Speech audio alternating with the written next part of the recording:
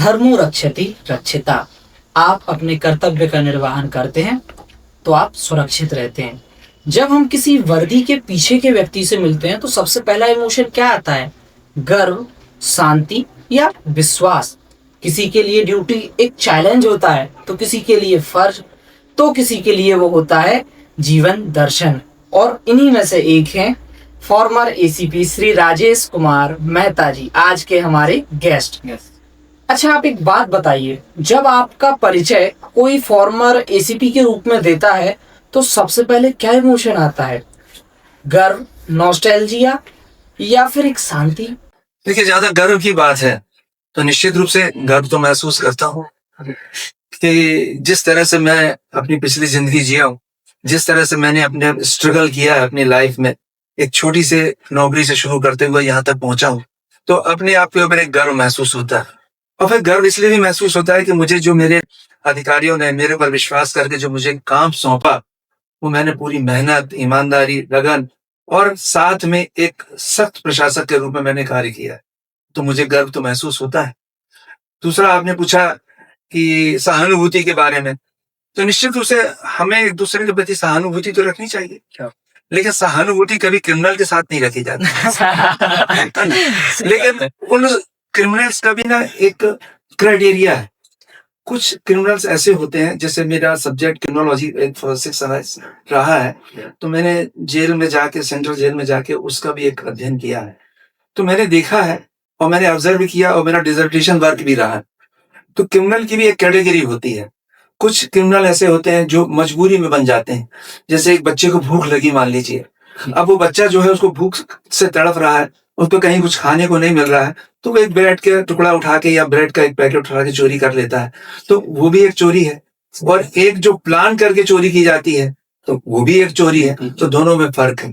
तो जहां सहानुभूति जिसके साथ रखी जा सकती है वहां जरूर रखना चाहिए, और जहां स्ट्रिक्ट होना है आपको तो वहां स्ट्रिक्ट भी रहना चाहते हैं। जहां तक शांति की बात की आपने, तो शांति तो मैं समझता हूँ कि आज के समय में कहीं किसी के पास रह नहीं गई, है ना। हम किसी का भी अब जीवन उठा के देखें तो किसी से पूछे कि भैया आप क्या करना चाहते हो, तो वो बताए मैं आगे बढ़ना चाहता हूँ। ये मतलब शांति नाम की तो कोई कहता नहीं कि मैं बहुत सुकून में, शांति में। हाँ, लेकिन हमने पिछला जीवन देखा है, हमने अपने बुजुर्गों को देखा है कि उनके पास टाइम हुआ करता था, फैमिली के पास टाइम होता था, वो मोहल्ले वालों के साथ बैठा करते थे, वो अपना खेल भी खेलते थे। तो कहने का मतलब यह है कि जैसे जैसे हम साइंस की तरफ बढ़ते चले गए, हम दुनियादारों में उलझते गए, जैसे जैसे भोग विलासिताएं की चीजें बढ़ती गई, फिजिकल डिमांड हमारी बढ़ती गई, तो उसी तरह से धीरे धीरे शांति कम होती चली गई। लेकिन मैं ईश्वर का शुक्रिया अदा करता हूँ, अपने मालिक का शुक्रिया अदा करता हूँ कि बचपन से मैं एक स्पिरिचुअल संस्था है जिससे मैं जुड़ा रहा, तो उन्होंने वो बीज मेरे में एक पैदा कर दे डाल दिया था, जो आज पौधा क्या एक वृक्ष का रूप ले चुका है। तो मेरे अंदर तो बहुत शांति है, मुझे जो है मैं इसी में बहुत खुश हूँ। अगर मैं आपसे पूछूं कि यूनिफॉर्म के पीछे जो इंसान थे वो कौन सा राजेश मेहता जी है? अब एक्चुअली राजेश मेहता तो वही है, बस ये था कि यूनिफॉर्म पहनी हुई थी। तो यूनिफॉर्म जब आदमी पहन लेता है ना, तो उसके ऊपर एक बहुत बड़ी जिम्मेदारी आ जाती है। आप सपोज अभी खुद ही देखें कि मान लो 100 लोगों की भीड़ लगी है, उसमें एक कांस्टेबल भी यदि यूनिफॉर्म में खड़ा हो तो वो एक अलग दिखता है, और जब वो अलग दिखता है तो उसकी ड्यूटी भी अलग हो जाती है, तो वो अपने आप को महसूस भी वैसा करता है और वो उसकी ड्यूटी भी वैसी हो जाती है। ठीक वैसे ही यदि मैं यूनिफॉर्म के पीछे था पहले, या मैंने पहले यूनिफॉर्म पहनी हुई थी, तो मेरी ड्यूटी भी वैसी ही थी जो मुझे सौंपी गई थी। सबसे पहले था कि जो मेरे सीनियर्स ने मुझे जो आदेश दिया है, जिस काम के लिए मेरी भर्ती हुई है, तो मुझे वो पूरे काम करने हैं पहले। दूसरा, ये काम तब तक नहीं हो सकते जब तक कि आप सख्त प्रशासक ना, प्रशासक होना, आपका सख्त प्रशासक होना बहुत जरूरी है, बहुत जरूरी है। इसके लिए आपको बियॉन्ड भी कभी कभी काम करना पड़ता है, लेकिन पहले जैसा मैंने आपको बताया था कि साथ में सहानुभूति भी रखनी पड़ती है। तो प्रशासक के साथ साथ मेहनत, ईमानदारी, ये बहुत जरूरी है। आप जितनी मेहनत करेंगे, जितनी ईमानदारी के साथ काम करेंगे, उसका परिणाम आपको उतना ही पॉजिटिव मिलने वाला है। मतलब आप गलत भी काम करते तो ये मान के चलिए तो उसका भुगतान फिर आपको करना पड़ता है, लेकिन जहां मेहनत और ईमानदारी जुड़ी हुई है आपकी, वहां समझ लीजिए कि आपको आज नहीं तो कल सक्सेस मिलना ही मिल रहा है। तीसरी बात है कि जो मेरे साथी रहे हैं, जिन्होंने मेरे साथ काम किया है, मेरे मार्गदर्शन में काम किया है, मेरी उनके साथ बहुत संगति थी। मैंने उनको पूरा प्रयास किया है कि जो मुझे आता है वो उन्हें आना चाहिए, पूरा सिखाने का मैंने प्रयास किया उनको। और अपने सीनियर्स का तो मार्गदर्शन था ही मुझे, तो मैं अपने सीनियर्स के मार्गदर्शन में और अपने साथियों को काम सिखाते हुए मैंने काम किया, और वही एक वर्दी के पीछे में राजेश मेहता। क्या बात है सर, क्या बात है। अपने पूरे करियर को एक फ्रेम में देखते हैं तो किस तरह की फिल्म लगती है? एक्शन, ड्रामा, थ्रिलर या अध्यात्म से जुड़ी हुई? देखिए ना, किसी भी व्यक्ति के जीवन में जो भी कहानी बनती है जी, अपन देखें तो उसमें एक्शन भी होता है, ड्रामा भी होता है, बिल्कुल, तो हर चीज उसमें आध्यात्म भी जुड़ा होता है जी। और एक्शन की बात है जहां तक है, तो एक्शन तो कहना चाहिए कि मैं स्पोर्ट्स में रहा हूँ, उसमें भी एक्शन की जरूरत है। जिस जॉब में आया तो वहां तो एक्शन ही एक्शन है। वहां तो विदाउट एक्शन तो फिर कोई काम हो ही नहीं सकता। और आपने पूछा सर ड्रामा के बारे में, जी जी, मैं कहूँगा कि ये जो हम जिंदगी जी रहे हैं, ये सब सबकी एक ड्रामा है। उस ईश्वर ने जो रचना की है वो उसका डायरेक्टर है। डायरेक्टर हम सब उसके जो है, ये जो है खिलाड़ी कहना चाहिए या प्यादे कहना चाहिए या कलाकार कहना चाहिए, तो हम सब क्या है अपनी अपनी एक्टिंग कर रहे हैं और इसको एक हम ड्रामा कह सकते हैं। क्या बात है ना।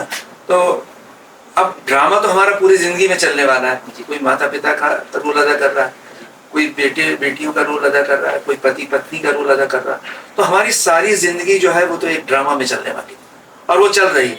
और ये कब तक चलेगी और कब से चल रही है? जब से हमने जन्म लिया इस धरती पर, और जब तक हम हमारी जो आखिरी जो कहाँ है हमारा आखिरी मुकाम, शमशान। जब तक हम वहाँ पहुंच नहीं जाते तब तक ये ड्रामा तो चलते रहने वाला है। इसमें कभी कहीं कोई बंद नहीं होने वाला। इसी चीज का पूछिए आपने,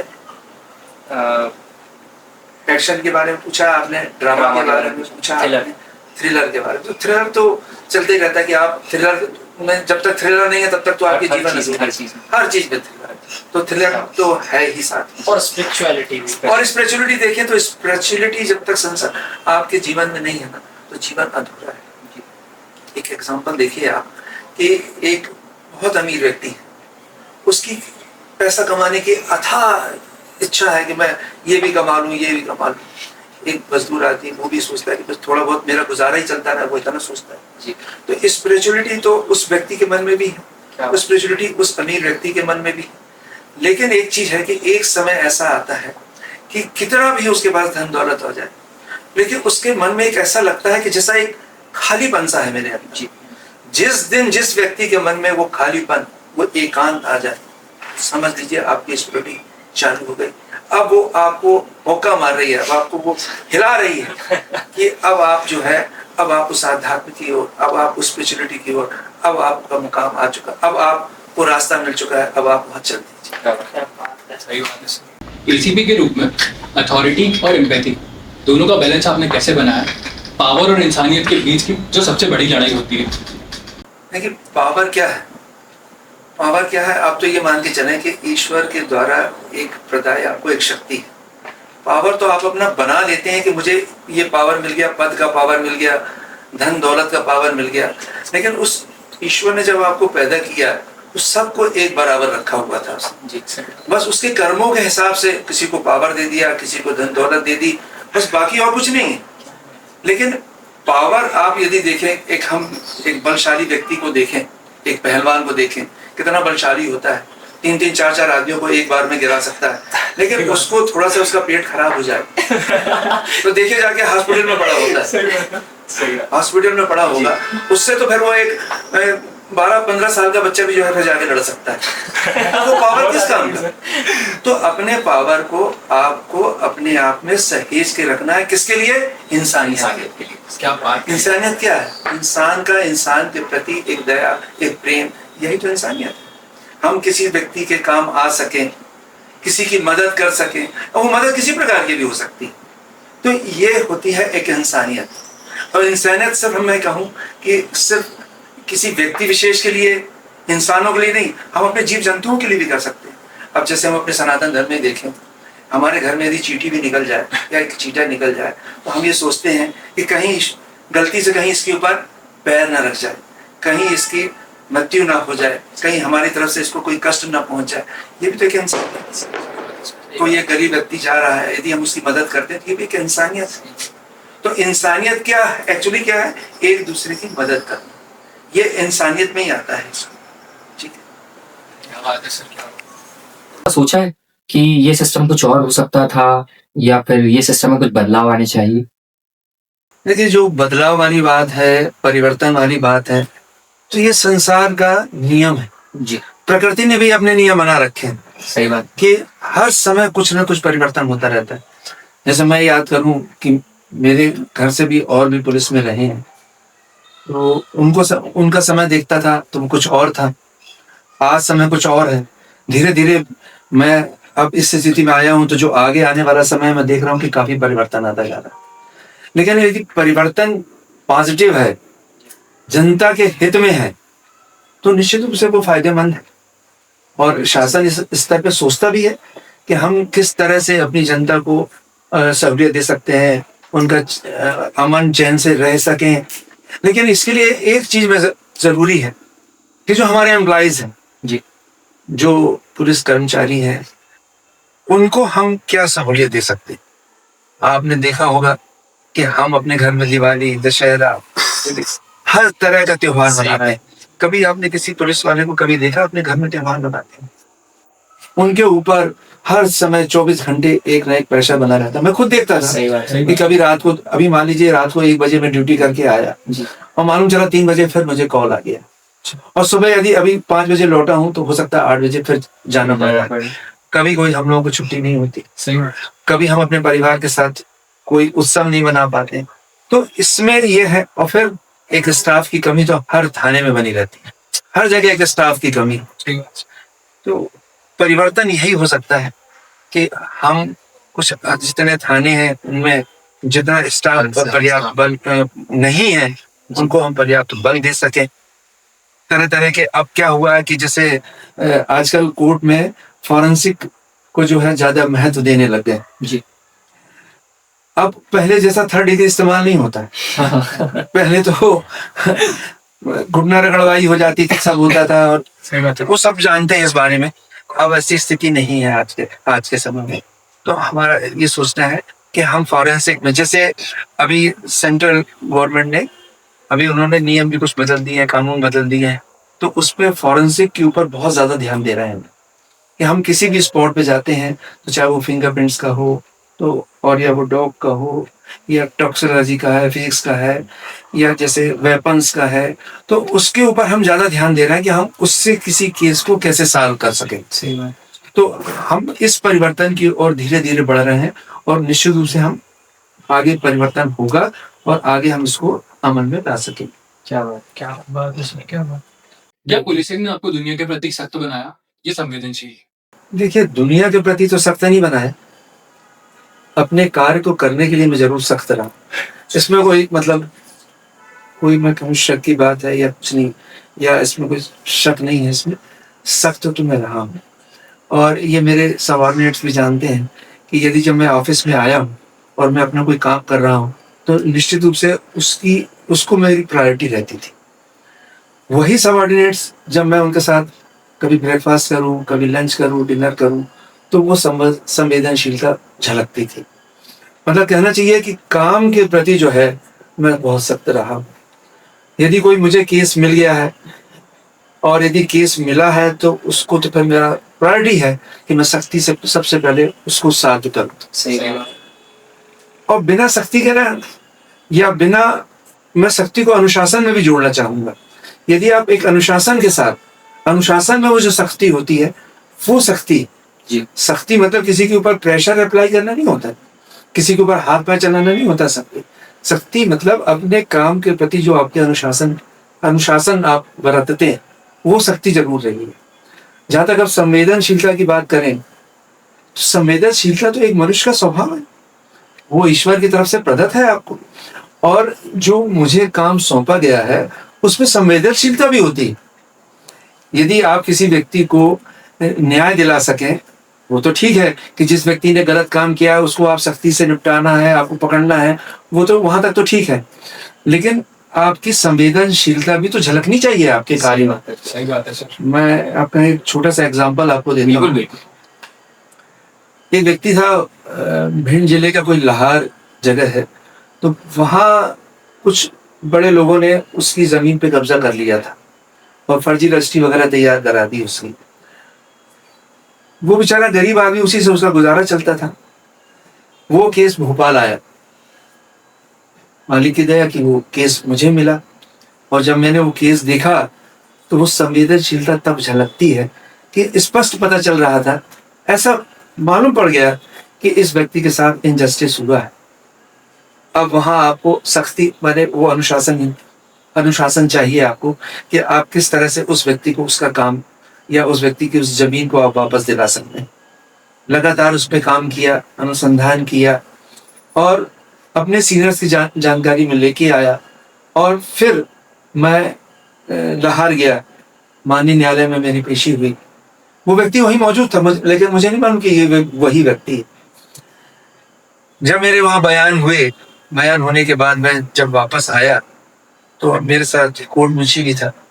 तो एक व्यक्ति था जो धोती कुर्ते में था, काफी फटे पुराने से उसके कपड़े थे। वो आया और एकदम से पैरों में गिर पड़ा।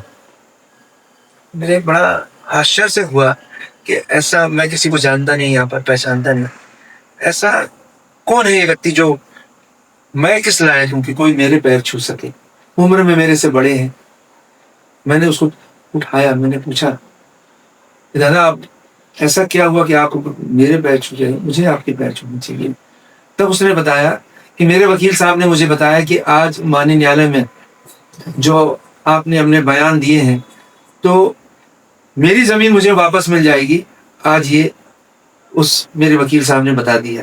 कोर्ट का निर्णय जब भी होगा या माननीय न्यायालय का निर्णय जब भी होगा, लेकिन आज आपके बयान ने ये सिद्ध कर दिया है कि वो जमीन मुझे वापस मिल जाएगी। मैंने कहा दादा मैंने कुछ नहीं किया इसमें, ये तो मेरा फर्ज था, शासन इसके लिए मुझे तनख्वाह देती है, बस ये है कि थोड़ी संवेदनशीलता थी, मैंने कोशिश की कि जल्दी से जल्दी आपको न्याय मिल सके। कहने लगा था बस एक मेरी विनती है आपसे, एक गुजारिश है। मैं कहिए दादा। कहने लगा मैं गरीब आदमी हूँ, मैं आपको कुछ दे तो नहीं सकता, इस गरीब की आप चाय पी लीजिए। आप विश्वास करिए कि मैं क्या उस गरीब आदमी की चाय पीता, तो लेकिन जो उसके भाव थे, सही। आप याद करिए वो शबरी माता को, जिसने बेर इकट्ठे किए, झूठे बेर किए, मतलब आप कहाँ की तुलना कहाँ कर सकते। देखिए मुझे उस आदमी को देख के मेरी आंखों में आंसू आ गए और मुझे एक बड़ी खुशी से महसूस हुई कि मैं किसी व्यक्ति को एक न्याय दिला सका। तो ये संवेदनशीलता ही तो कह सकते हैं इसको। बल्कि मैंने उससे अनुरोध किया कि चाय दादा मेरी तरफ से पीजिए, आप खाना खाइए आप मेरी तरफ से। नहीं बोले साहब बस विनती यही है कि आप जो है इस गरीब की चाय पी लीजिए। अब इस संवेदनशीलता का इससे बड़ा उदाहरण और क्या हो सकता है। क्या बात है। तो कहने का तात्पर्य है कि जहाँ सख्ती ना सख्त मैंने अनुशासन से मैंने वो कार्य ना किया होता तो इस संवेदनशीलता से हम उसको जोड़ नहीं सकते। सही बात। सख्ती अपनी जगह है, अनुशासन अपनी जगह है और संवेदनशीलता अपनी जगह। हमने सुना है आपकी पोस्टिंग बुंदेलखंड में खूब रही, तो क्यों ना एक सवाल बुंदेलखंडी में हो जाए। हाँ तो काय दरोगा जी हमने सुनी है तुमने बुंदेलखंड में खूब टंटे मिटाए, खूब जट बजाए, तो एक आध किस्सा होता है को भी सुना दो। हाँ भैया सुना देते हैं। अब तुमने कहा है कि एसीपी को दरोगा तो बना ही दो है ना, तो तुम्हें पहले जी कि हम सुना देते हैं। होते कहा हो कि एक बार कलेक्टर थे, उनके घर उनकी अम्मा आई, तो कलेक्टर को बड़ा कचू ऐसो केस हो गए वो, तो उनका बड़ा सम्मान भाव होते, तो उनकी अम्मा के पास भी आशीर्वाद लेने आए। तो कलेक्टर ने बोला अम्मा आशीर्वाद दो कि हमें इतना बड़ा केस कर। आओ बेटा तुम्हें आशीर्वाद, तुम जल्दी से जल्दी दरोगा बन जाओ। ये मतलब ऐसा है कि जो आपने एक एसीपी को दरोगा बनाया, तो हमने ये बताया कि अम्मा जी ने कलेक्टर को भी दरोगा बना दिया। ठीक है ना। अब आप हमसे पूछ रहे, तो हम रहे हैं ज्यादातर छतरपुर में, तो कहा भाव कि हम जब पहली बार गए तो हमें कछु पता तो होता नहीं कि छतरपुर कैसो है का है।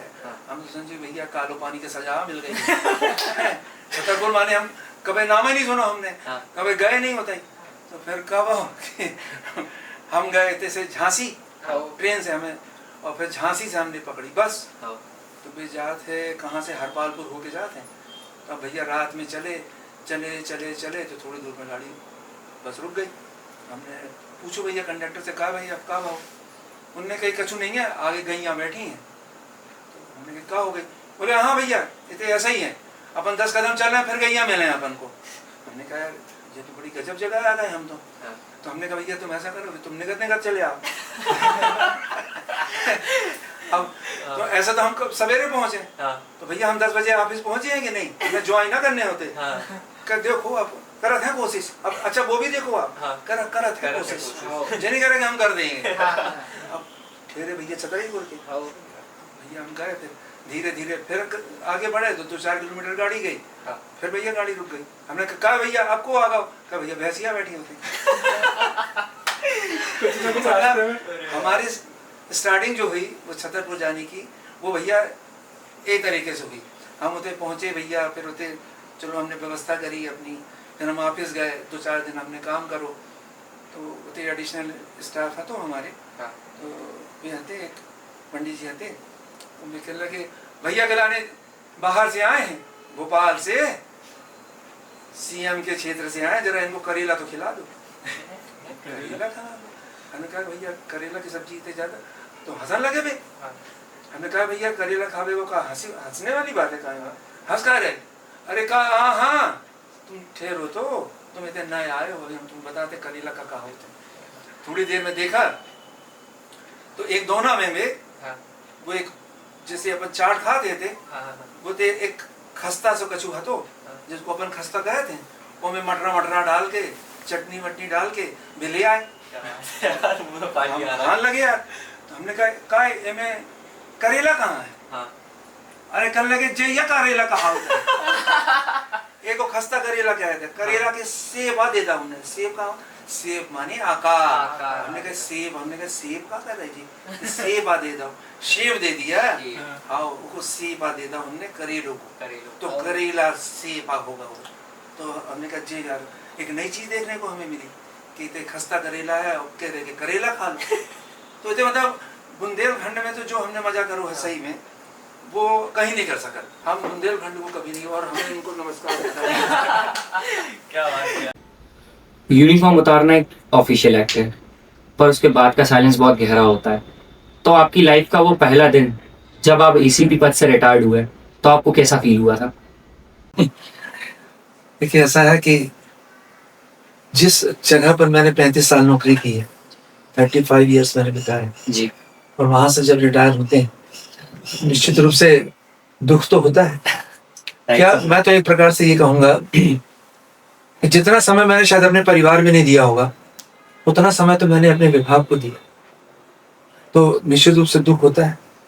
आपसे जुड़े हुए इतने लोग रहते हैं वहां पर, आपके सीनियर्स भी हैं, आपके कलीग्स भी हैं, आपके जूनियर्स हैं, तो उनके साथ एक रेपो बन जाता है आपका, एक संबंध बन जाते हैं उनके आपसे। मैं कह रहा हूँ ना कि हो सकता है मैंने घर में शायद अपने लोगों के साथ लंच कम किया हो, लेकिन अपने साथ वालों के साथ मैंने लंच ज्यादा किया।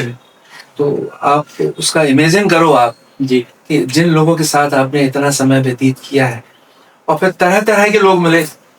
कभी बुंदेलखंड चले गए, कभी अपन महाकौशल चले गए, कभी राजगढ़ साइड चले गए, तो यहाँ तरह तरह के लोग मिले, सबसे संबंध बने। क्या बात। तो एक तकलीफ तो होती निश्चित रूप से, लेकिन फिर एक चीज और भी है ना कि परिवर्तन जो है वो संसार का नियम है। क्या बात है सर, सही बात। ये तो परिवर्तन जो है वो संसार का नियम है। हम पहले बचपन में थे जी, तो अपने स्कूल के उस समय कुछ हमारे साथी थे, फिर हम कॉलेज में आ गए, साथी कुछ और बने। अब देखिए ना, जो हमारा स्कूल टाइम होता है तो उस समय के जो स्टूडेंट्स होते हैं, दोस्त होते हैं, हमारा उनके साथ जीवन गुजरता है। फिर हम कॉलेज में आते हैं, फिर वो एक अलग जीवन शुरू हो जाता है। फिर हम उसके बाद जॉब में आ जाते हैं, जॉब एक चेंज करते हैं, दूसरे में करते हैं। तो ये परिवर्तन तो होता रहता है। सही बात है। अब सिर्फ परिवर्तन यहाँ नहीं होता। अब आप शादी देख लीजिए, आप बैचलर हैं, आप लोग बैचलर हैं, हाँ बैचलर बैचलर हैं, अभी तो अभी आपको ऑफकोर्स बैचलर नेचुरली ना, तो अभी आप उस चीज को कब समझेंगे, जब आप वो शादी का लड्डू खाएंगे, है ना। जिसको कहते हैं ना, जो खाए सो बचता है, जो ना खाए सो बचता है। मैं तो नहीं खा के बस ठीक है ना, नहीं वो सब करते हैं, फिर वो लड्डू सब खाना चाहते हैं, कहते हैं जब पछताने हैं तो फिर खा के क्यों ना बचते हैं। ठीक है, तो ऐसा ये परिवर्तन तो होता रहता है। लेकिन एक चीज है कि इतना समय हमने कहीं गुजारा नहीं होता है, जो जॉब हमने गुजारा, इतने अनुभव होते हैं, इतने लोगों से मिलना जुलना होता है, तो बहुत कष्ट होता है। लेकिन ना शायद नियति ने मेरे लिए एक काम हमेशा सौंप रखा है। मैं अपने बचपन की लाइफ से देख रहा हूँ कि मेरा एक काम खत्म नहीं होता, दूसरा काम मुझे मिल जाता है।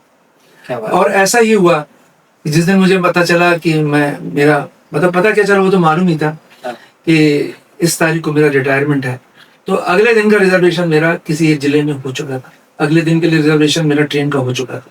क्यों हो चुका था कि वहां का एक काम मेरे पास पहले से आ चुका था। इस चीज का अब कोई एक हमारे पारिवारिक कार्य था, अच्छा। जिसमें उनको मेरी जरूरत थी, पुलिसिंग की जरूरत थी, पुलिस डिपार्टमेंट से थोड़ा सा उनको हेल्प की जरूरत थी जी। तो अब मैं उसके लिए तैयार हो गया। मैं ये भूल गया कि अब मैं ये 35 साल की नौकरी करके आया, अब मेरा टारगेट क्या था। मेरा टारगेट था वो उस जगह पहुंचना और वो कार्य करना। तो मेरा परिवर्तन उधर रुक गया, मेरा दिमाग उस तरफ चला गया और मैं इसको भूल गया। जबकि यहाँ उस दिन यहाँ पर हमें पार्टी दी जानी थी हमारी साथियों की तरफ से, मगर एक छोटी सी पार्टी उन्होंने अरेंज की। हालांकि बाद में जब मैं 1 महीने बाद वापस लौटा तो उन्होंने फिर से वो पार्टी अरेंज की, बड़े स्केल पे की। लेकिन यही है कि मुझे ऐसा लगता है कि परिवर्तन संसार का नियम है और हमें उसके साथ ढलते चले। सही बात क्या बात। सर आपने आपके कॉलेज लाइफ का कोई ऐसा इंसिडेंट बताइए जो आप कभी नहीं भूल पाएंगे। मेरा कॉलेज लाइफ की आपने बात कर दी है, तो बड़ी मधुर स्मृतियां जुड़ी होती हैं कॉलेज लाइफ से, है ना।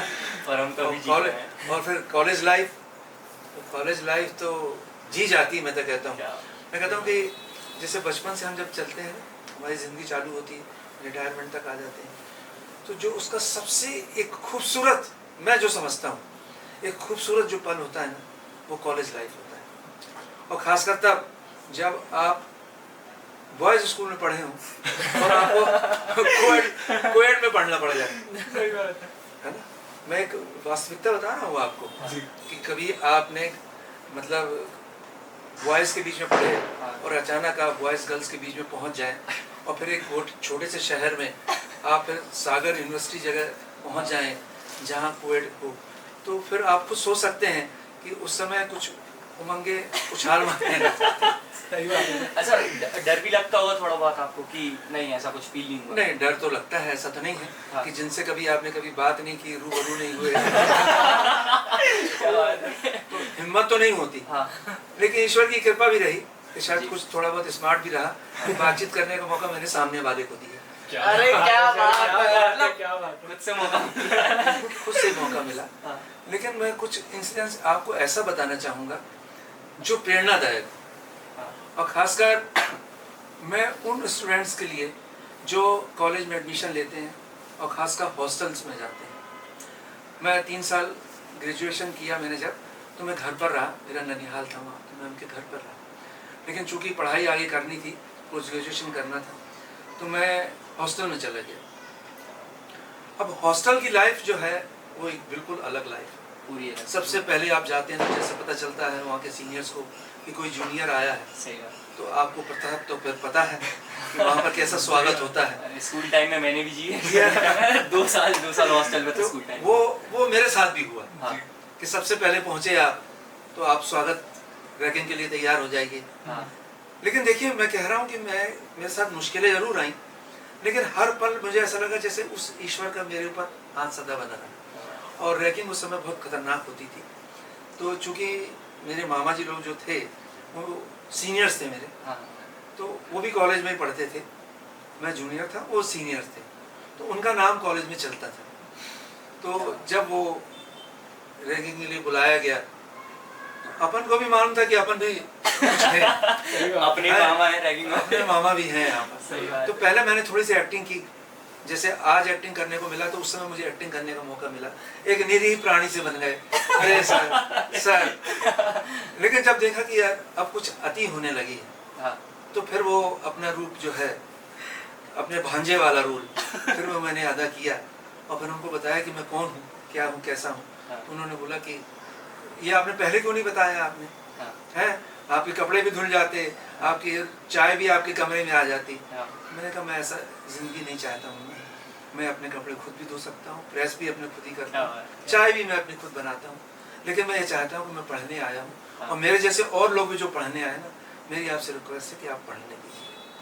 लेकिन एक बात जो है सबसे बड़ी गौर की वहाँ पर हॉस्टल के अंदर, वो ये थी कि यदि आप पढ़ने आए हो तो आप पढ़ लोगे, और वहाँ बिगाड़ने के आपको पूरे चांसेस मिलते हैं कि जो वहाँ पर एक माफिया टाइप का लोग होते हैं, या जो एक पैसा बनाना चाहते हैं, वो ग्रुप भी वहाँ पर शामिल होता है, वो एक्टिव रहता है वहाँ पर। जैसे उस समय की बात बता रहा हूँ जब मैं हॉस्टल में था, अभी मुझे पता नहीं हॉस्टल की क्या स्थिति है, गया नहीं बहुत समय से। उस वहाँ पर क्या होता था, एक वार्ड बॉय होता था, वो आप जो खाना खाते हैं, जो आप चाय वगैरह पीते हैं, आपके बर्तन धोने का काम करता था, आपके रूम में आपकी हेल्प करता था। ऐसे लोग क्या करते हैं, जो कुछ ऐसी अदरश लोग होते हैं जिनसे वो जुड़े हुए होते हैं, वो क्या करते हैं, वो नशे की चीज़ें उनको सप्लाई करते हैं, और जितने भी नए लड़के आते हैं उनको वो नशे की सप्लाई फ्री में करते हैं, उनके सामने उसको यूज़ करेंगे, प्रयोग करेंगे। फिर वो लड़का देखता है, जो नया लड़का आता है, अब जैसे मैं ही था, मैं एक बहुत छोटी जगह से आया था, मेरे मन में एक क्यूरियोसिटी आती है कि आखिर ये क्या चीज़ है, क्या ये खींच रहे हैं, क्यों फिर ये मस्त होके घूम रहे हैं। एक बार ट्राई करके देखते हैं। आदमी के मन में आता है कि आखिर ये क्या है। सही बात है। वो उस समय क्या करते हैं कि आपको वो फ्री में उपलब्ध कराते हैं। यदि आप नहीं भी करना चाहते हैं तो वो आपको जानबूझ के करेंगे, अरे आओ बेटा एक बार इस्तेमाल करके तो देखो क्या मज़ा आता है, इसका एक आनंद तो लेके देखो। सही बात है। वो चीज़ें मैंने वहाँ पर देखी, तो वो ट्राई तो मेरे लिए भी किया गया, मगर मैं इन चीज़ों से बहुत, मैं बोल रहा हूँ कि तकलीफ़ें आई, सब कुछ हुआ, लेकिन ईश्वर की कृपा हमेशा बनी रही। मैं इन चीज़ों से काफ़ी दूर रहा और कभी इन चीज़ों को मैंने प्रयोग नहीं किया। तो मैं बल्कि आज इस बात से मैं स्टूडेंट्स को जो हॉस्टल में है या हॉस्टल में नहीं है, और आजकल हम देख रहे हैं कि ड्रग कुछ ज़्यादा मात्रा में आ चुका है शहरों के अंदर, तो इन चीज़ों से दूर रहें और अपनी सेहत पे ध्यान दें और अपनी पढ़ाई पे ध्यान दें।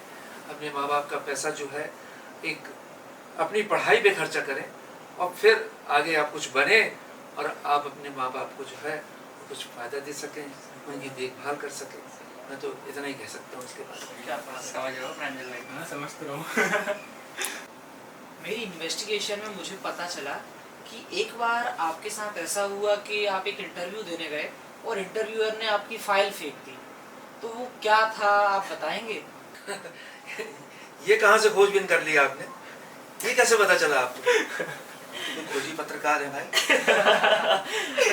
ये तो मेरे जीवन का एक मतलब बड़ा छुपा हुआ एक हिस्सा था जो आप कहीं से खोज लाए। जैसे मैं देखता हूँ कई बार इंडिया टुडे, वो इंडिया टीवी है ना, उसमें राजेश शर्मा ढूंढ ढूंढ के लाते हैं आपकी अदालत में, ये आप तो उस तरह से खोज के ले आए इसको। ये तो पत्रकारों का काम है। नहीं, एक्चुअली हुआ ये था, हर व्यक्ति के जीवन में ना उतार चढ़ाव आते हैं। एक समय ऐसा आया कि मुझे जॉब की ज़रूरत थी, और जॉब मैं सोच रहा था कि मुझे कोई भी जॉब मिल जाए जिससे मैं अपनी पढ़ाई कर सकूं और अपना खर्चा निकाल सकूं। मेरे पिताजी की कही हुई एक बात मुझे याद आती है कि एक तो उन्होंने कहा था कि बेटा जहां भी रहो नंबर 1 पे रहना।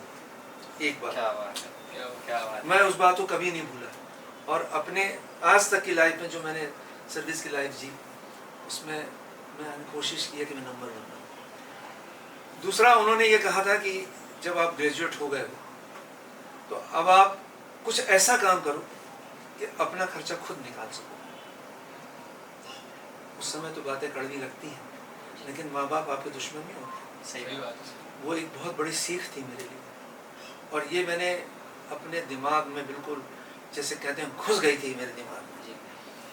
मेरे पिताजी ने कहा है कि आपको खर्चा खुद निकालना है, और जब उन्होंने कहा है तो वो जो कहते थे ना, उसको फिर अमल करना ही पड़ता था। फिर मैंने काफ़ी कोशिश की और फिर मैंने अप्लाई किए।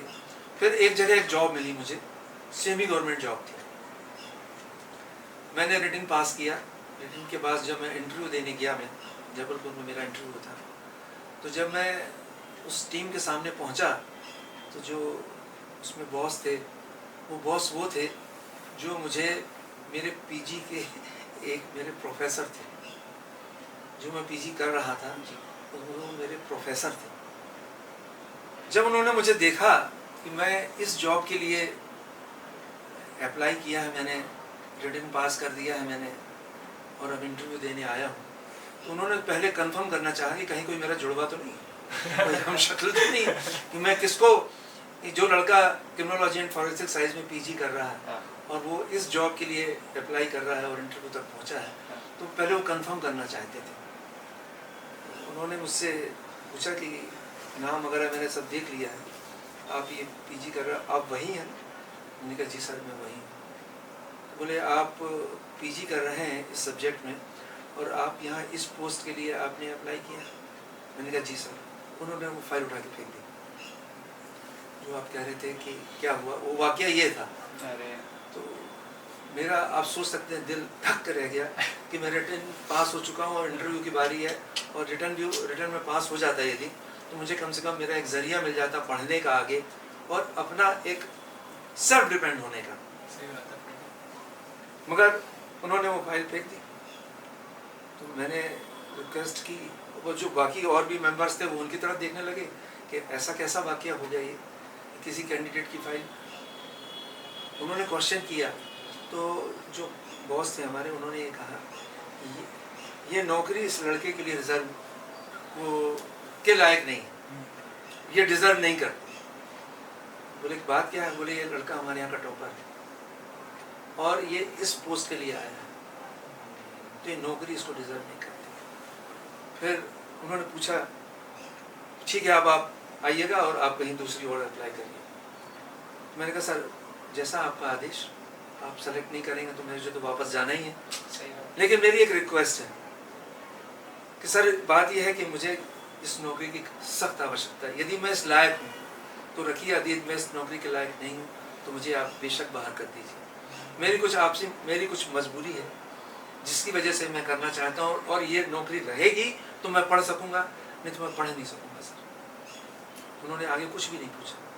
बाकी टीम से पूछा कि आपने जो इनसे क्वेश्चन बाकी करने हैं उन्होंने पूछा, बाकी जो फॉर्मेलिटीज़ होती है, ऐसा नहीं कि वहाँ बात ख़त्म कर दी, उन्होंने इंटरव्यू ख़त्म कर दिया। उन्होंने वो बात पूरी की, उन्होंने पूरा इंटरव्यू लिया और उसके बाद बोला ठीक है अब आप रिजल्ट का इंतज़ार करिए। और ईश्वर की फिर उसकी कृपा हुई मेरे ऊपर और मैं सेलेक्ट हो गया। और उसके बाद मैंने सागर में ही मुझे वो जॉब मिला और सागर में मैंने पढ़ाई की और सागर से ही फिर मैं इस जॉब में आया। तो इस तरह से जो आप पूछ रहे थे वो ये था वाकया। सर एक क्वेश्चन था, पुलिस की दुनिया से आप सिनेमा की दुनिया में कैसे आए? क्या इंक्लिनेशन रहा आपका? स्पेसिफिक कोई फिल्म या फिर कोई एक्टर, किसने आपके अंदर ये जज्बा जगाया? पुलिस की दुनिया से आप सिनेमा की दुनिया में कैसे आए? क्या इंक्लिनेशन रहा आपका? स्पेसिफिक कोई फिल्म, एक्टर, या फिर किसने आपके अंदर ये जज्बा जगाया?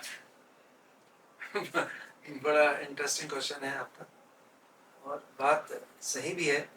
मैं एक स्टूडेंट लाइफ जी रहा था और कैसे एकदम फिल्मी दुनिया की तरफ अट्रैक्ट हुआ। तो मैं आपको बताऊं कि असल में क्या था कि जब मैं 6th क्लास में था तो जैसे बच्चों की छुट्टियां पहले 2 महीने की हुआ करती थी, तो बच्चे ज़्यादातर ननिहाल ही जाते थे। तो मेरा ननिहाल सागर मध्य प्रदेश में, तो मैं अपने ननिहाल आया करता था और मेरे 3 मामा जी थे। उन मामा जी में मेरे एक मामा जी थे स्वर्गीय श्री मदन लाल जी जग्गी, जो मेडिकल स्टोर चलाते थे। वो पार्टीशन से आए थे। जब पार्टीशन हुआ था 47 में, तो वो सागर आए थे। तो वो उर्दू जानते थे, हिंदी की भाषा उनको बहुत कम आती थी। तो वो मेडिकल स्टोर चलाते थे और मैं छुट्टियों में आता था तो ज़्यादातर मेडिकल स्टोर में बैठता था। क्लास 6 से थोड़ा बहुत उनके साथ हेल्प भी कराता था। तो जब वो फुर्सत होते थे तो उस समय उर्दू में एक शमा करके फिल्मी मैगजीन आती थी, शमा। तो वो पढ़ते थे और पढ़ के जो कुछ इंटरेस्टिंग फिल्मों का होता था वो मुझे सुनाते थे। फिर जब कोई मान लीजिए कोई पेशेंट आ गया तो फिर वो मेडिसिन देने लग जाते थे और वो बात अधूरी रह जाती थी। अच्छा, उनको इतना इंटरेस्ट होता था कि मैं अपने भांजे को सारी चीजें सुना दूं। तो उन्होंने सोचा कि किया क्या जाए।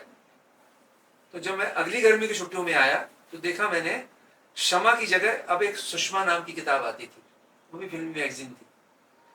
तो मैंने मामा जी से पूछा कि ये शमा किताब आती थी, आपने सुषमा। बोला नहीं, अब मैं हिंदी सीख रहा हूँ, लेकिन तुमको चूंकि पढ़ाना है, लोग पढ़ाते हैं कि स्टूडेंट बेटा तुम पढ़ाई लिखाई करो कुछ ऐसा, और वो मुझे फिल्मी चीजें सिखा रहे थे। वो मेरे मामा जी नहीं थे एक्चुअली, वो मेरे दोस्त थे, फ्रेंड थे। और अच्छा, उनका भी बैकग्राउंड था कि आपने शायद विट्ठल भाई पटेल जी का नाम सुना हो, स्वर्गीय विट्ठल भाई पटेल जी, जिन्होंने बॉबी वगैरह के गीत लिखे हैं, सन्यासी फिल्म के गीत लिखे हैं। राज कपूर जी के बहुत अच्छे मित्र थे वो। जब राजेश खन्ना डिम्पल की शादी हुई थी तो वो सागर भी आए थे और विट्ठल भाई पटेल जी के घर रुके थे, राधे श्याम भवन है उनका, उसमें रुके थे। तो वो हमारे मामा जी के बहुत क्लोज फ्रेंड थे, फुटबॉल के दोनों प्लेयर थे साथ में। तो उनका फिल्म लाइन वहां से जुड़ा था, उन्होंने मुझे यहाँ जोड़ दिया। अब वो सुषमा किताब जब मैं बैठा हूँ तो मैं खुद पन्ने पलटने लग गया, इंटरेस्ट आने लगा। हाँ, मुझे भी इंटरेस्ट आने लगा। अरे वाह, ये तो मुझे एक नई चीज सीखने को मिल रही है, ये फिल्मों में ऐसा ऐसा भी होता है। बीच बीच में जो चीजें उसमें नहीं लिखी होती थी वो भी सुनाते थे। जैसे एक किस्सा सुनाया था कि जो सुनील दत्त साहब थे, सुनील दत्त साहब पहले एक रेडियो अनाउंसर थे, है ना, सुना हो शायद आप लोगों ने। तो वो मुझे अपनी स्टाइल में बताते थे कि जब वो रेडियो अनाउंसर थे तो वो क्या बोलते थे, उन्हें बताइए क्या। वैसे उनका नाम था बलराज दत्त। तो ये मुझे कभी नहीं पता था, मैंने कभी नहीं सुना उनका नाम, सुनील दत्त जी का नाम बलराज दत्त था। तो वो बोलते थे, फिर अपनी स्टाइल में बताते थे, आवाज की दुनिया के दोस्तों, मैं बलराज दत्त बोल रहा हूँ। उसी की कॉपी करके बोलते थे, है ना, मैं बलराज दत्त बोल रहा। तो सुनने में बड़ा मजा आता था। ऐसे ही धर्मेंद्र जी जो आए हुए थे तो वो किस गांव से आए थे, ऐसे जब वो पार्टीशन से आए थे तो ऐसे फिल्मों में ऐसे बहुत से लोग थे कि जो फिर बॉम्बे चले गए तो वहाँ फिल्म में एक्टिंग करने लगे, उनके बारे में बताते थे। फिर सुनील दत्त जी की मैरिज नरगिस जी से कैसे हुई वो वाकया सुनाया उन्होंने कि मदर इंडिया में एक शूट चल रहा था, उसमें आग लग गई तो नरगिस जी को वो बचाने गए, तो उस बचाने के दौरान में उनमें आपस में लव हुआ, उन्होंने आगे जाके शादी की। तो ये सारी बातें मुझे पता नहीं थी कभी, लेकिन कुछ तो वो पढ़ता था मैं, और कुछ वो बीच बीच में कुछ ना कुछ ऐसे किस्से सुनाते रहते थे। मेरा इंटरेस्ट फिल्म में जब बढ़ने लगा, उनका एक बेटा है संजय जग्गी, मेरे से 5-6 साल छोटा है। अब हुआ ये कि मेरे जब फिल्म का इंटरेस्ट बढ़ने लगा तो उनके मेडिकल स्टोर के बाजू में 3 थिएटर थे, और वो तीनों थिएटर वाले वो जो गेट कीपर होते हैं ना, वो सारे उनके जान पहचान के थे। तो अब वहां पर फर्स्ट शो जो भी होता था, मैं और मेरा भाई वो जो संजय जग्गी, वो दोनों हम लोग वो पिक्चर देखने जाया करते थे। फिक्स हो गया कि इन 3 थिएटर में कोई भी पिक्चर बदलेगी तो फर्स्ट शो समय दिन में 12 बजे होता था, तो 12, 3, 6, 9 ऐसे होता था। तो 12 बजे का शो हम दोनों के लिए 1-2 सीटें फिक्स रहती थी कि हम दोनों ने जाना है। तो बस इस तरह से मेरा फिल्मी सफर शुरू हुआ, इंटरेस्ट पैदा हुआ। फिर उस समय क्या हुआ कि दारा सिंह जी और उनका भाई रंधावा, वो मिलिट्री एरिया में हमारे मामा जी दूसरे थे, उनकी कैंटीन थी, तो उनकी वहाँ जान पहचान मिलिट्री एरिया में थी। तो उसके पास मिल गए हमें कि भाई दारा सिंह जी की जो है वो लाइव कुश्ती है।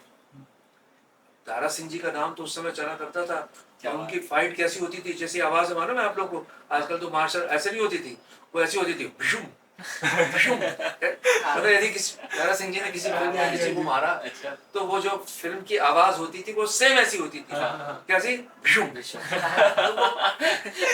भुशुम से मतलब बड़ा एक अच्छा सा लगता था कि आप देख रहे हैं ये इसका मुक्का गया तो अब ये भुशुम की आवाज आने वाली। अब वो दारा सिंह जी की मुझे लाइव कुश्ती देखने को मिली, वहां पर रंधावा जी की कुश्ती देखी। क्या बात, देखा मैंने दारा सिंह जी तो पिटते जा रहे हैं, वो एक अमेरिका का थंडरबोल्ट आया तो वो मारता जा रहा, तो मतलब मैंने कहा चलो यहाँ से। तो जो वहाँ के जानकार लोग थे, हमारे मामा जी भी थे साथ, उन्होंने बोला ये दारा सिंह जी की स्टाइल है, पहले पे पहले वो शरीर को गर्म करते हैं। क्या बात है सर। तो अभी देखो, अभी रुको, अभी पिक्चर अभी बाकी है। जब वो वास्तव में जब वो गर्म हो गए तो उन्होंने तो वो थंडरबोल्ट जो था वो अमेरिका वाला का, तो उसने उठा के पटका दिया, उठा के उसको रिंग से बाहर फेंक दिया उसको। और मैंने कहा ये है दारा सिंह जी। फिर एक क्रेज हुआ कि आप दारा सिंह जी की फिल्में देखना है। तो दारा सिंह जी के साथ हीरोइन आती थी मुमताज, जो बाद में काफी नाम कमाया उन्होंने, राजेश खन्ना जी के साथ जितने तो बहुत फिल्में की उन्होंने। तो फिर धीरे धीरे ऐसा जो है फिल्मों के प्रति क्रेज बढ़ता चला गया। और चूंकि अब स्कूल वगैरह में थिएटर वगैरह भी किए थे, तो ये फिल्मों कुछ जानने का मौका मिला, कुछ कहानियां सुनने को मौका मिला। फिर मेरा ना गानों के प्रति बहुत शौक था। मतलब मेरे मामा जी ने एक मुझे छोटा सा बर्फी का एक ट्रांजिस्टर लेके दिया था। उस ट्रांजिस्टर वो हमेशा मेरे साथ रहता था, और वो ट्रांजिस्टर मेरे पढ़ते समय भी, मेरे एग्जाम टाइम में भी, रात को 1 बजे जब वेस्ट इंडीज और इंडिया का जब मैच आता था, टेस्ट मैच होते थे, वो सुनना होता था। मेरे घर में मेरी और मेरी सिस्टर, मेरे से छोटी बहन है गीता नारायण है, वो जबलपुर में रहती है, हम लोग दोनों गाने सुनने के बहुत शौकीन। कोई भी आप फिल्म का, पुराने फिल्मों का कोई आप म्यूजिक चलाइए और मैं बता दूंगा कि कौन सा गाना आने वाला है। ये मेरी और उसकी खासियत। सर ओल्ड फेवरेट सॉन्ग क्या था आपका? आजा सनम मधुर चांदनी में। एक लाइन, दो लाइन गाना मैं दूसरा सुना देता हूँ। हाँ, 2 लाइनें आपको सुना देता हूँ, क्योंकि वो ये जो 2 लाइनें मैं आपको सुना रहा हूँ ये मेरी जिंदगी से जुड़ी हुई। क्या बात है। तो इसलिए वैसे मैं बाथरूम सिंगर ही हूँ, लेकिन हम भी वही हंसिएगा मत प्लीज। नहीं सर, हम भी वही सुनाऊंगा आपको, तो हंसिएगा मत उसमें, क्योंकि मैं कभी गाता नहीं हूँ मैं। बिल्कुल। लेकिन मैं और मेरी सिस्टर जब कभी मिलते थे ना, तो ये वाला गाना कि आजा सनम मधुर चांदनी में, हम ये तो जरूर डुएट सॉन्ग गाते थे। लेकिन ये वो जो गाना है, देखे ना ख्वाब वो महलों के, मेरे दिल में रहना चाहे, मेरे दिल में रहना चाहे, इस दुनिया में कौन था ऐसा जैसा मैंने सोचा था, हाँ तुम बिल्कुल वैसी हो जैसा मैंने सोचा था। चांद सी महबूबा हो मेरी, कब ऐसा मैंने सोचा था, हाँ तुम बिल्कुल वैसी हो जैसा मैंने सोचा था। क्या बात है सर। बस इस तरह से मेरी कहानी। आपको लगता है सिनेमा एक एंटरटेनमेंट नहीं बल्कि एक थेरेपी भी है, और कैमरे के सामने आना और किसी किरदार को जीना क्या आपकी एक नई ड्यूटी बन चुकी है? देखिए, पहले नंबर तो मैं सिनेमा की बात करूँ ना, जैसे अभी आपने पहले सिनेमा की बात की, सिनेमा वास्तव में हमारे जीवन का एक महत्वपूर्ण एक अंग बन चुका है। ना केवल मनोरंजन का साधन नहीं रहा ये, सही बात है, बल्कि हमको एक सीख भी देता है। हाँ।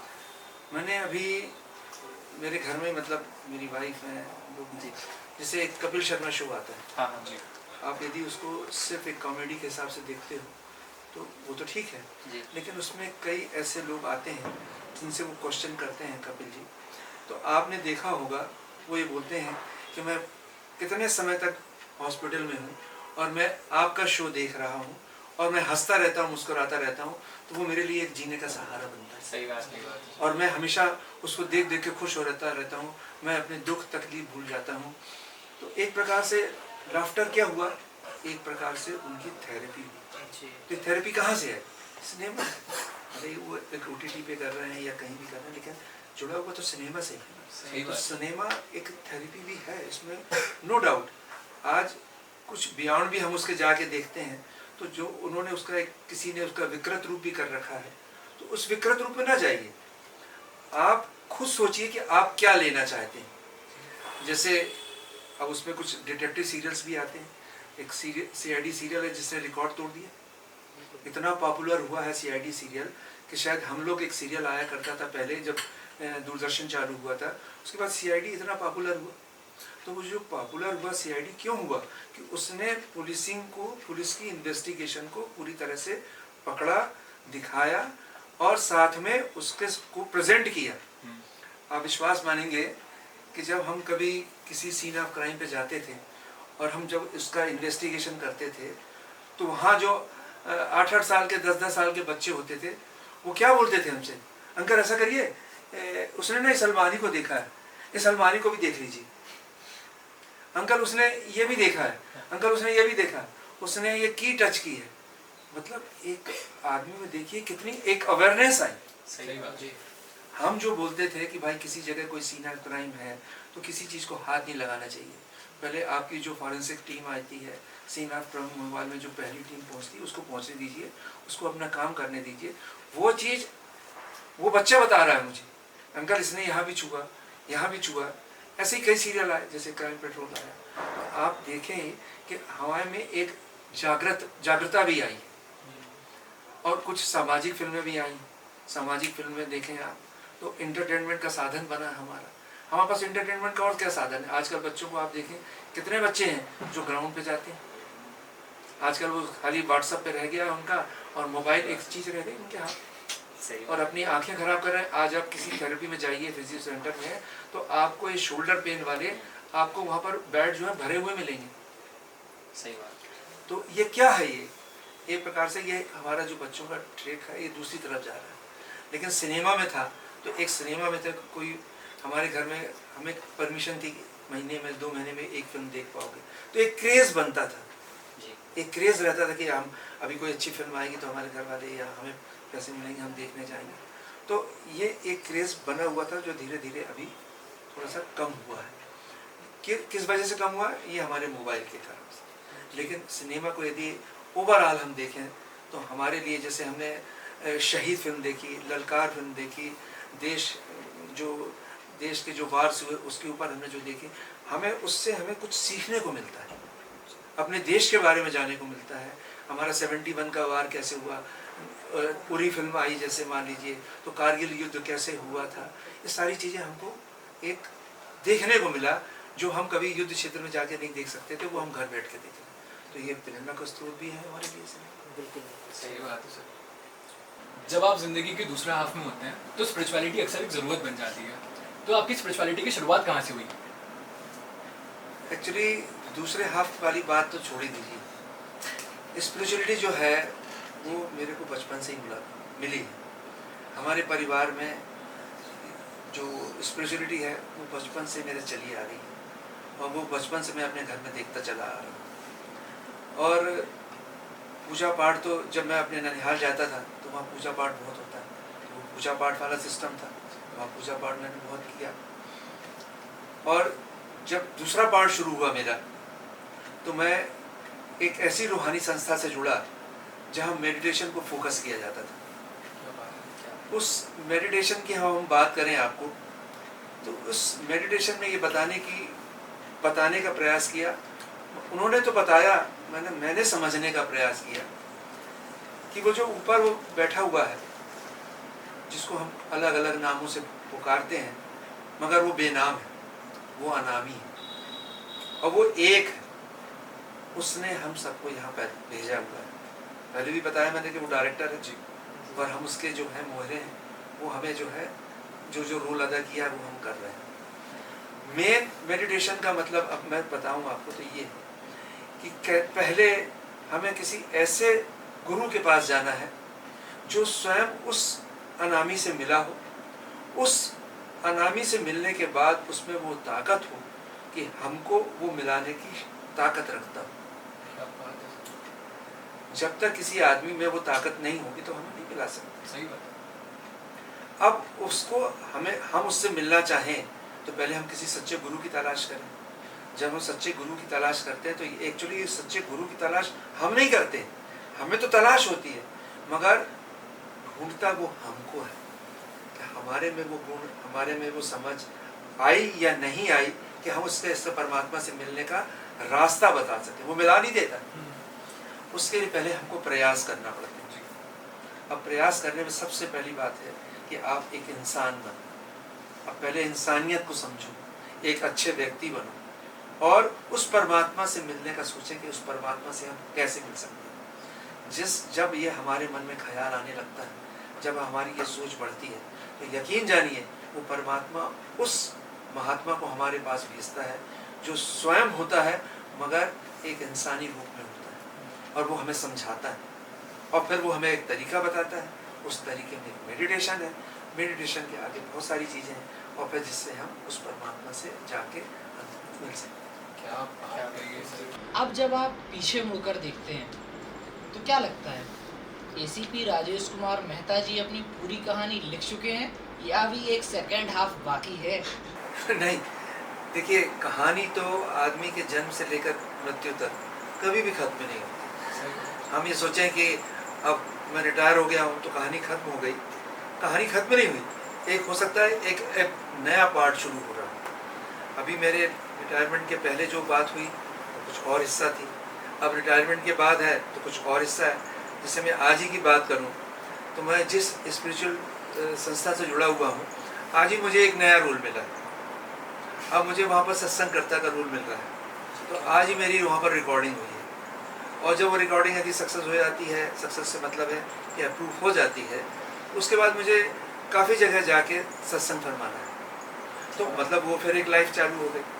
दूसरा हिस्सा कि अभी मैंने कुछ दिन पहले ही एक OTT में एक रोल अदा किया है।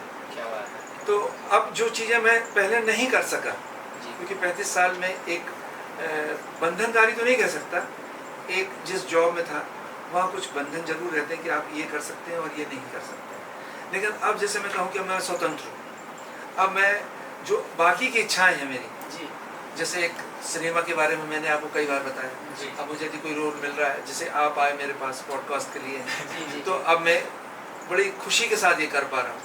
तीसरा, हमारे गुरुजी ने मुझे यदि मौका दिया तो मैं ये करने जा रहा हूँ, तो लाइफ तो आगे चलती रहेगी। क्या बात।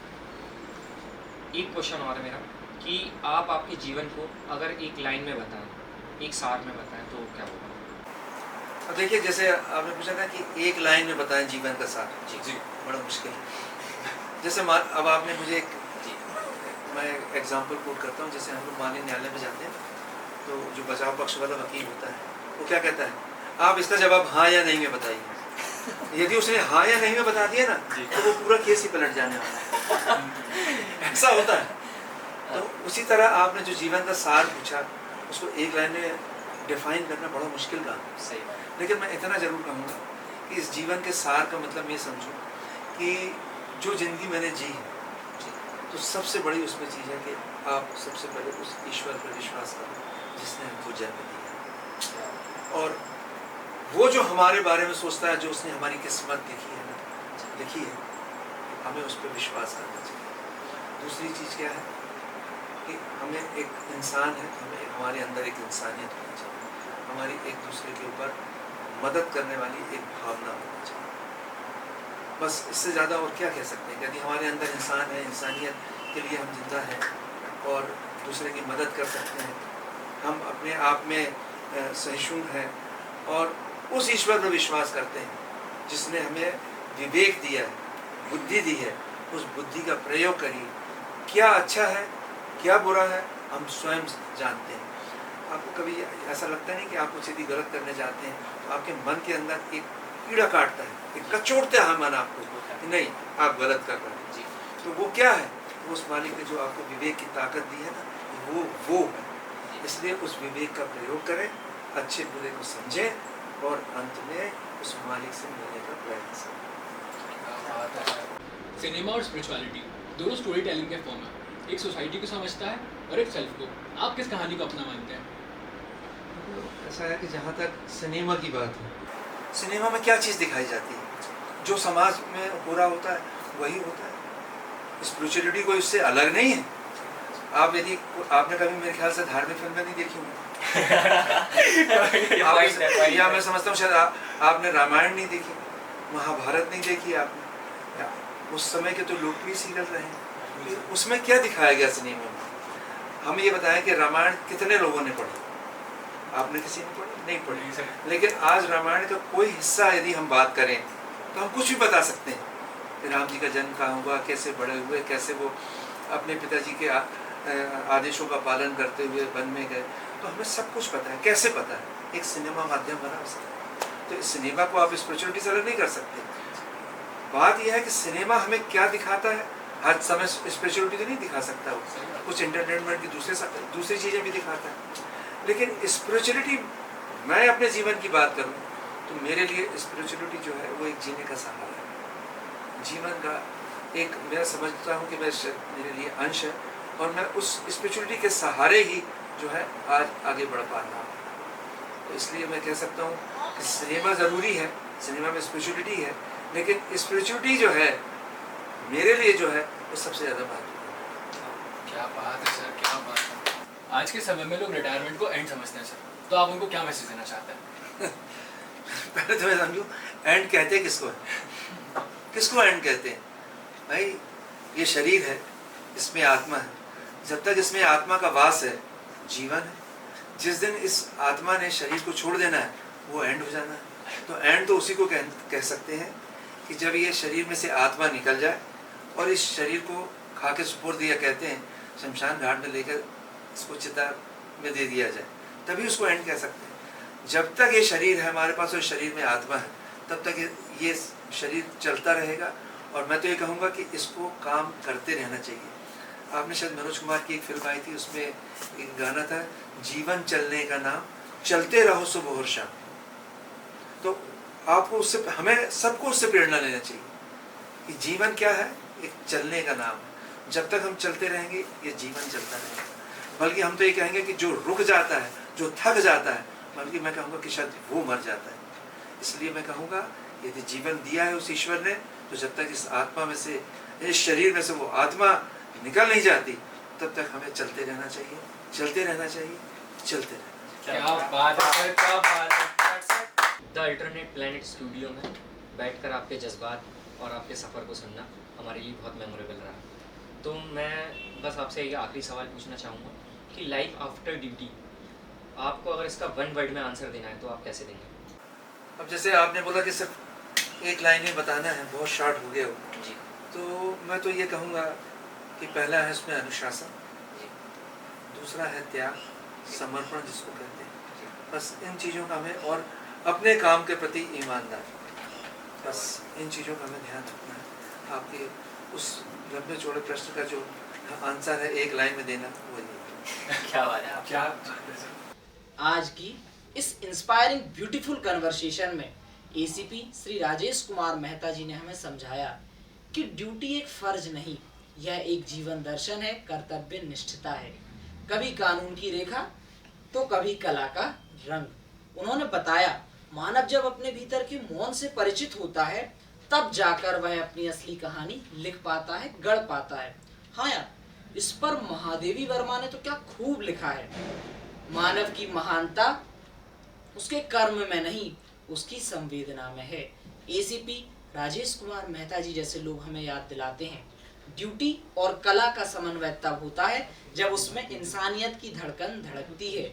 और यही तो है फ्रॉम ड्यूटी टू ड्रीम्स का सार।